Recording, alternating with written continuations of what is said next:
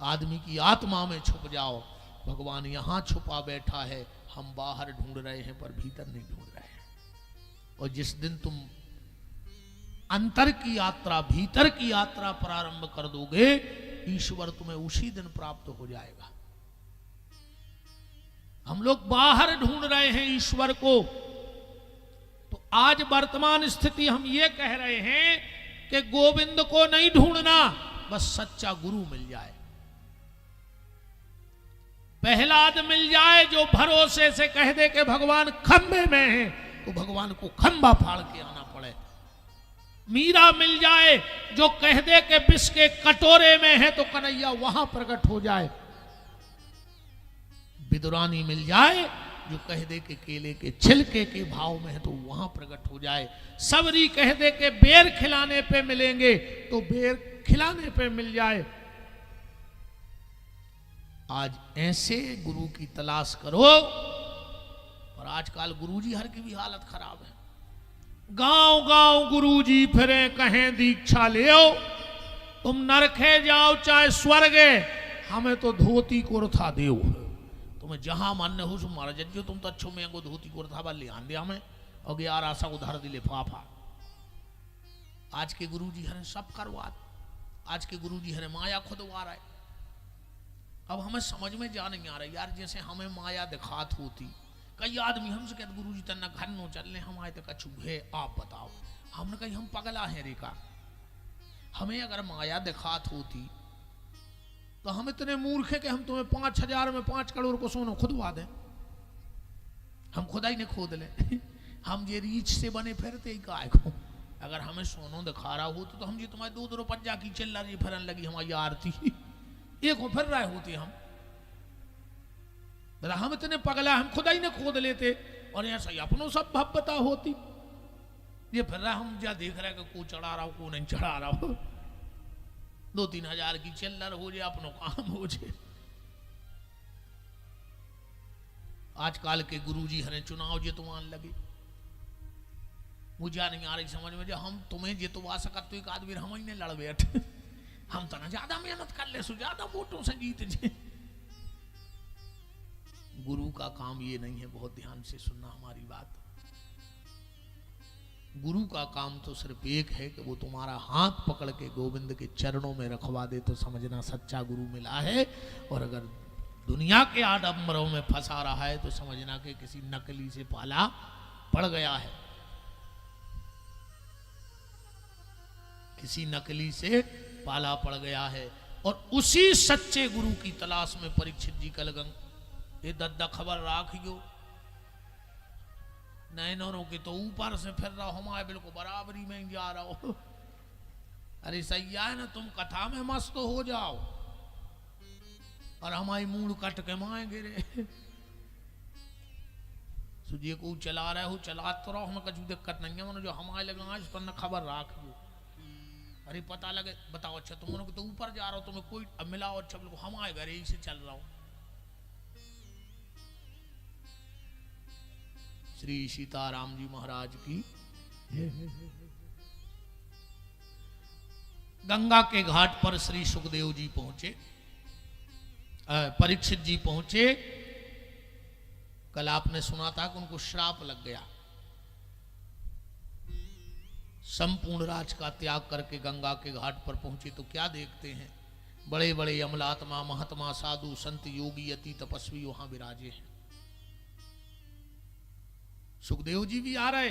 सुखदेव जी की 5 पीढ़ी हो गई उतने खट्टी। आज परीक्षित के उद्धार के लाने कितनी पीढ़ी? 5 जोड़ियो। सुखदेव जी के पिताजी वेद व्यास, वेद व्यास जी के पिताजी पाराशर जी, पाराशर जी के पिताजी शक्ति, और शक्ति के पिताजी वशिष्ठ। 5 ही जने बैठे, 4 बैठे, सुखदेव जी आ रहे। 5 पीढ़ी हो गई कि नहीं हो गई?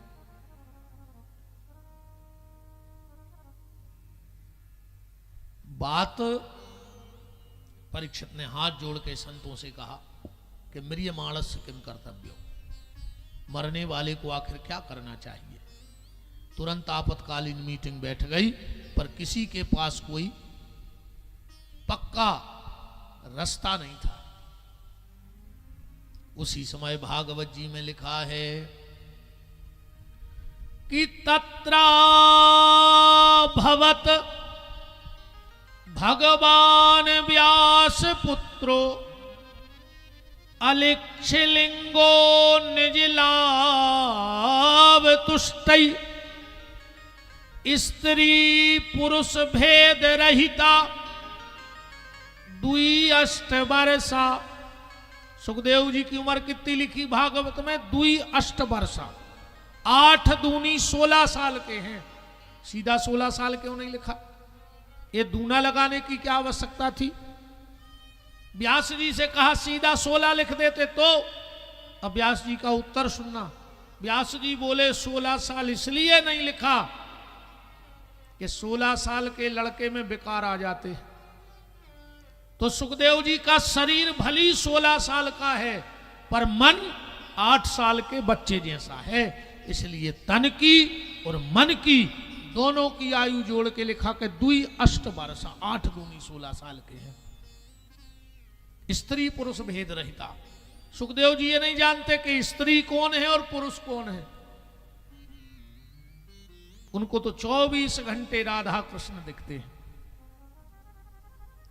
कोई गाली दे देता है, क्रोध नहीं आता। कोई प्रशंसा करता है तो अभिमान नहीं आता। ये दोनों खतरे हैं, ध्यान से सुनना। क्रोध आना भी और अभिमान आना भी। अब इनसे बचा कैसे जाए? अगर कोई गाली दे रहा है तो ऐसे बचा जाए, चलो तुम्हारी कोई बुराई करता है और उसने तुमसे कहा कुत्ता, और अगर तुम भौंकन लगे तो उन्हें क्या गलत कही थी तुमसे? बताओ। अच्छा, उन्हें तुमसे कही यार तुम कुत्ता हो, तुम तुरंत भौंकन लगे, तो उन्हें सही तो कही थी कि तुम कुत्ता हो तो भौंक रहे। बात तो तब है जब उसने तुमसे कुत्ता कहा और तुम चुप रह जाते। ना हम कुत्ता हैं ना हम भौंकेंगे। अच्छा, दूसरी बात, तुम रास्ते में जा रहे हो और तुम्हें कुत्ता काट खाए तो क्या तुम लौट के कुत्ते को काटोगे कि तुमने हमें क्यों काटा, हम तुम्हें काटेंगे? तीसरी बात, बड़ा मंगलमय सौभाग्य है हमारे गुरु दरवाजे से जहां हमारी शरणागति है से परम श्रद्धेय पूजपाद देव मुरलीधर मंदिर से पूज्य महंत जी महाराज श्रद्धेय पूज्य चरण महंत श्री श्री 108 श्री हरि कृष्णदास जी महाराज का पावन पदार्पण हो रहा है। मैं चरणों में दंडवत करता हूँ, प्रणाम करता हूँ। बोलो पूज्य महंत जी महाराज की।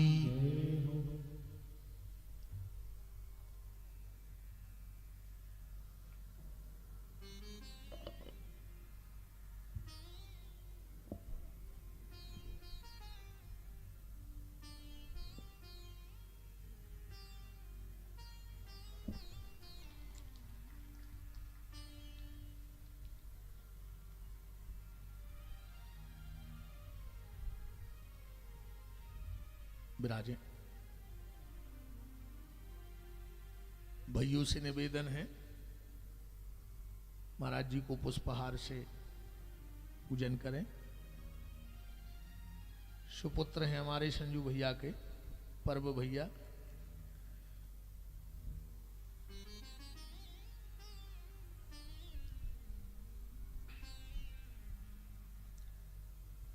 तो निवेदन चल रहा था कि क्रोध और अभिमान ये दोनों घातक हैं जीव के लिए। जैसे तुम रास्ते में जा रहे हो और नाली में बैठा है सुअर और उसने उठाई पूंछ और कुछ छींटे तुम्हारे ऊपर पड़ गए,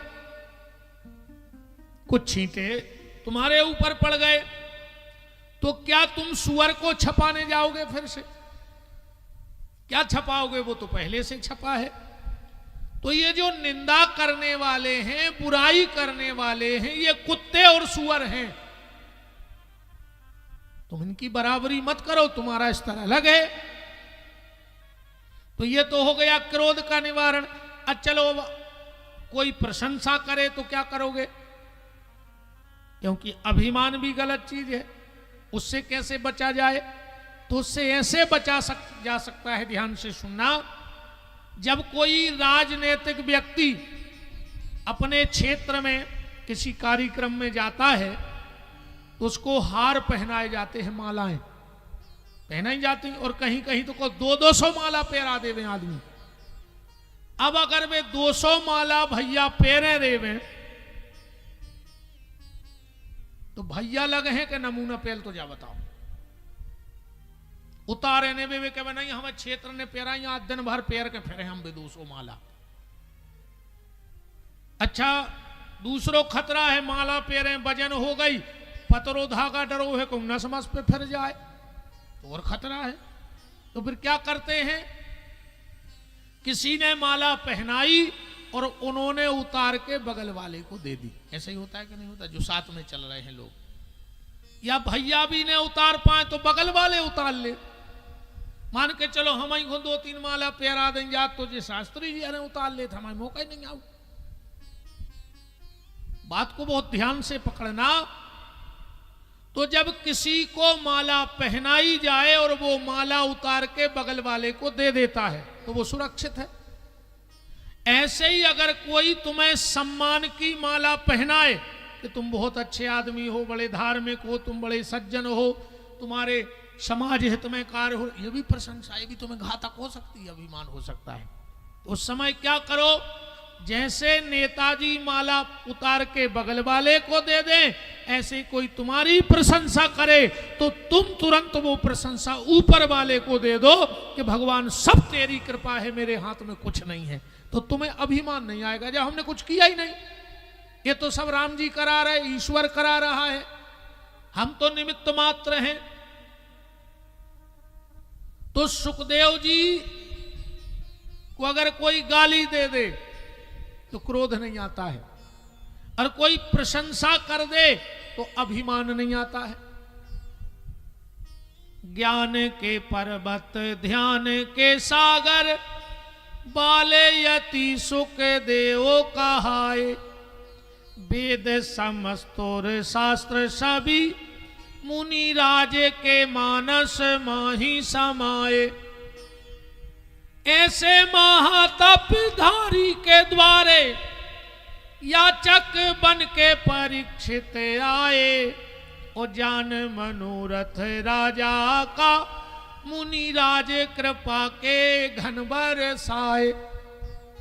जो परीक्षित जी ने देखा चरणों में गिर पड़ी, हाथ जोड़ के बोले म्रियमाणस्य किम कर्तव्यो। बड़ी बड़ी संत बैठे थे, परीक्षित जी पे चढ़ाई कर दी। इतने बड़े संत आए, न तुमने हाथ धुलाए, न पांव धुलाए, न तिलक लगाया, न आरती उतारी, और अपनी बात रख दी। परीक्षित जी बोले तुम जानते नहीं है ऐसे संतों को। भागवत जी में श्लोक लिखा है पहले स्कंद में, परमहंस संत ज्यादा कितना रुकते हैं? बोले नूनाम भगवतो ब्रह्मान गृहेशु गृह मेधिना। गैया को दुह करके दूध पी लिया जाए, इससे ज्यादा परमहंस संत कहीं रुक ही नहीं सकते। और परीक्षित जी बोले जी आए थे, हम इनके पांव धुलाते, टीका लगाते, आरती उतारते, और इनको हो जाता समय ये चले जाते, हमारी बात अधूरी रह जाती। और बात भी ये है भैया, जीवन में कोई संत सदगुरु मिले तो उनसे फालतू की बातें मत करो। उनसे तो जा पूछो कि हमारा उद्धार कैसे होगी, हमारा भजन में मन कैसे लगे है, कैसे। या दुनिया तो जहां है उतनी की बात कर है। एक आदमी हाथ उठा के बता दो कि तुम्हारे रिश्तेदार ने फोन लगा के पूछी हुए कि काय भैया रामायण पढ़त हो के नहीं, काय माला करत हो के नहीं। पूछी, एक आदमी खड़े हो जाओ कि हमारे समधी ने कही थी यार रोज मंदिर जाएंगे, भी रोज फोन लगा के भी तो जाई पूछे थे मूंग कैसी रही। अच्छा भी सोई मूंगाई में डरे होते। अब का बेर आए मका का सोयाबीन। किसी ने पूछा तेरा परिवार कितना है, किसी ने पूछा तेरा मालोजार कितना है, पर किसी ने ये नहीं पूछा कि प्रभु से प्यार कितना है। ये तो कोई संत ही तुमसे कहेगा कि भजन करो। परीक्षित जी बोले, मैंने अपनी बात रख दी, अब ये चाहे तो 1 मिनट में बता दें और न 7 दिन पड़े। और यहां से द्वितीय स्कंद में श्री सुखदेव जी पहली बार बोले हैं भागवत जी में। द्वितीय स्कंद, पहला अध्याय, पहला श्लोक और पहला शब्द सुखदेव जी के मुंह से निकला है।